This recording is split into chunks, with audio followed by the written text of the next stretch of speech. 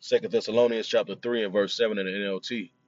It says, "For you know that you ought to imitate us. We were not idle when we were with you. We never accepted food from anyone without paying for it. We worked hard day and night, so we would not be a burden to any of you. We certainly had the right to ask you to feed us, but we wanted to give you an example to follow. Even while we were with you, we gave you this command: those unwilling to work will not get to eat." First off, I want to give all praises, honor, and glory unto Yahweh by Hashem, Yahweh Shai, by Hashem, Hakodash. The honors unto the apostles, of great millstone, that teach and rule well, and as always, peace and salutations unto the elect. All right, it's going to be a quick exhortation video, all right, to you brothers out there. You know, you new brothers are just coming in, and what you should expect and the mindset that you should have, all right, while coming into the truth. You know, the mindset that you got to pick up and learn about, all right. And I'm going to title this video, "Move with the Ministry in Mind." All right. What I mean by that, when you're out in your world and in these daily walk, you know, it's more than just going out on the highways and byways and preaching, man. All right. That garment stays on, man. You see, that spiritual garment. You see, and you have to continue to follow the ways of Yahweh Shem Yahweh Shai, and you have to move, all right, with the ministry in mind first, meaning you need to be responsible in your life, you know. And I know some of us were, you know, we was in a world. Well, let me say that we was in a world longer than we've been in this truth, man. You see, so it's a lot of shit that we gotta filter out, all right, and it happens over time, all right. A lot of us was brought up in families, all right, with no father figure. You see, or no father in the house, all right, or even no male, no proper male role model to look up to on how to be a man in this world. You see, me personally, that was my, you know, my walk before I came into this truth, man. You know, it wasn't until I came into this truth that I actually knew or understood what it is to be a man. You know, and I got this, and I learned that from looking at the apostles, the examples that the apostles set. All right, not only the apostles, but the elders, all right, of my camp, all right, the officers of my camp, looking up to them and see how they lived, all right, not only in this truth, you know, amongst brothers, but also in their daily lives. You see, and I tried to imitate that to the best of my ability, man. And that's something that you got to learn over time, man. You see, because you don't want to come into this truth and be a burden, all right, unto the brothers. The scriptures say, all right, we ought to bear one another burdens. You know, we need help sometimes, you see, but it shouldn't be to the point to where you're out here being irresponsible with your fucking money, man. You see, going places knowing that your ass need to save your goddamn money, or just because you know that you can go in the chat and ask brothers for help, man. That ain't that we don't. Hey, man, that's not the not mindset to have, man. You see, coming into the truth. That's why I want to read this with the Apostle Paul. You know, I'm gonna read that. I'm gonna read this again. All right, then I'm gonna come back. This is Second Thessalonians chapter 3 and verse 7. It says, "For you know that ye ought to imitate us. We were not idle when we were with you. We never accepted food from anyone without paying for it. We worked hard day and night so that we would not be a burden to any of you. We certainly had the right to ask you to feed us, but we wanted to give you an example to follow." Yeah, okay. Just like now, our apostles, our particular elders of our camps, the officers, all right, that's under the elders, they give the examples on how brothers should carry themselves in this truth. You know, coming into this truth, you know, first coming in, you know, and like I said, that's one thing that I picked up on. I watched how my elders moved, the spirit they was in, the spirit that the officers was in, and I tried to imitate that to the best of my ability. You see, being responsible, all right, starting to carry myself, all right, with more, you know, with the ministry in mind before anything else. Because just like Yahweh Shai said, man, you know, when you come to serve me, you have to deny yourself, man. You can't be out here moving in the world, you know what I'm saying? Just just getting pissed off at work and just quitting jobs or fucking up at jobs and shit, constantly fucking up. All right. Don't get it twisted. Shit happens, you know. I'm not saying that at all. That shit doesn't happen. Sometimes you may lose your job or whatever. But if it's a consistent thing, then you need to check your fucking self, man. Pardon my French, but you need to check yourself, man. And then you come to, oh man, I'm catching hell. No, you just fucking suck. And you need to be more fucking responsible. You need to get on your shit, okay? Because not in no sense has our elders have the elders or the apostles or the officers gave the example of being out in our daily lives being irresponsible, man. You see? So these are things that you should pick up on, you should see. You know, how your officers, how these officers that are over you, how the elders that are over the whole camp, all right, the mindset that our apostles push out. You see? Because like I said, I understand shit happens, but when it comes to the point to where you're getting hit with the same punch, it's getting come again is the same report is getting back onto the elders over and over and over about you, all right, then it's a problem, man. You just being irresponsible. All right, and you're not moving with the ministry, all right, in the forefront of your mind, man. Your how about Shimmy I was shining this ministry with the forefront of your mind, man. It's not about your damn interest anymore, man. Okay? And you shouldn't want to be a burden on the brothers, man. All right, you should be trying to put yourself in the best situation, all right, in this captivity that you can, not only to help out your situations, but to help out brothers. That'd be the main thought in my head, how further myself to make my situation a little better and also to help brothers out more. You see, that's moving with the ministry in mind, man. Okay.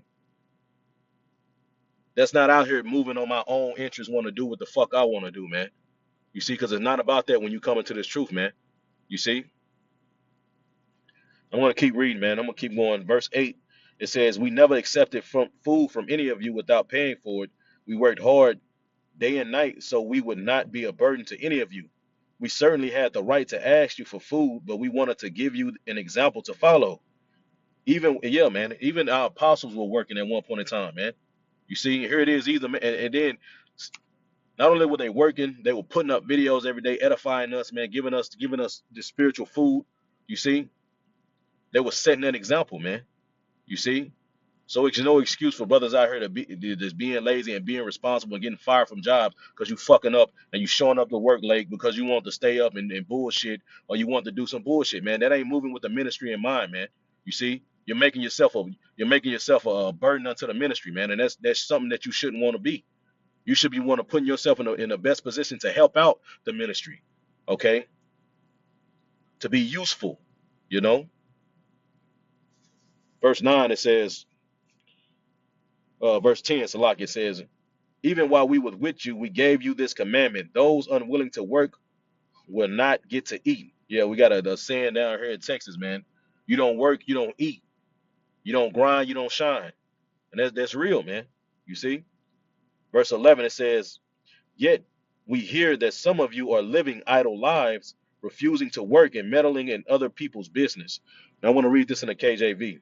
It says, "For we hear that some are with Slaki." It says, "For we hear that there are some which walk among you disorderly, working not at all, but being busybodies." And when you go into this word busybody, man, I'm gonna let them say it. Strong's G 4020. Periergadzamai. Periergadzamai. It says to bustle about uselessly, to busy oneself about trifling, needless, useless matters. Okay, but I want to go into this word trifling.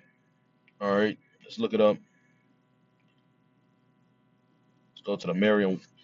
So in the Merriam-Webster dictionary, as you can say, trifling, it says lacking in significance or solid worth. Right. You see, because you coming into this truth, man, you're supposed to add on to the body, man. Something that's not useless.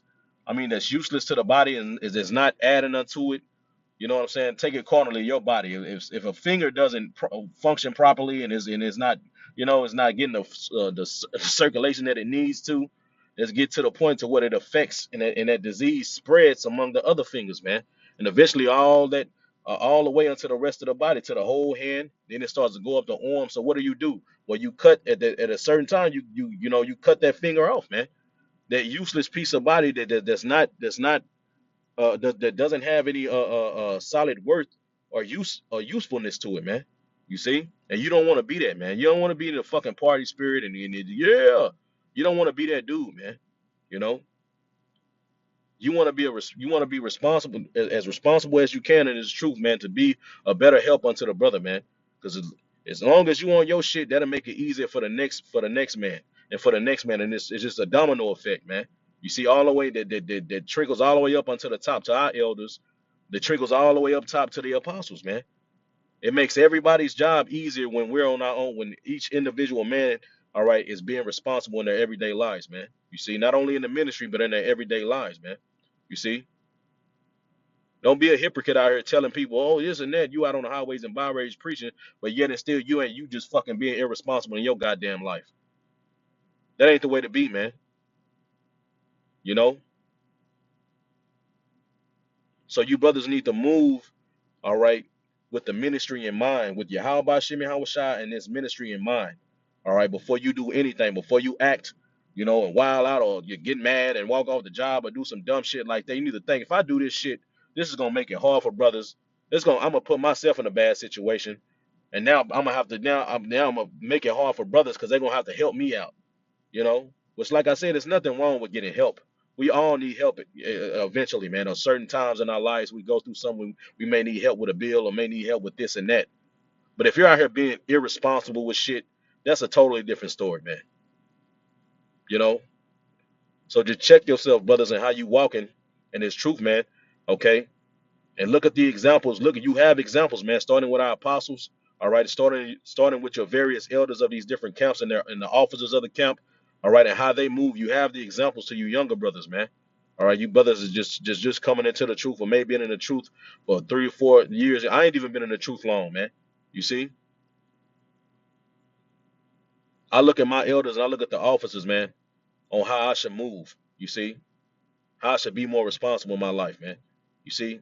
So we have the examples, man. We have all the tools. You brothers have all the tools. All right. You brothers that's in the camps. All right. You have all the tools necessary in order for you to succeed, not only in this truth, but in your walk as a man, all right, on this earth, man. You see? Don't just sit there and complain, oh man, my faucet is leaking and the tools are right here to fix it. Right here in front of you, but you're not using it. You just complaining, just letting the shit drip.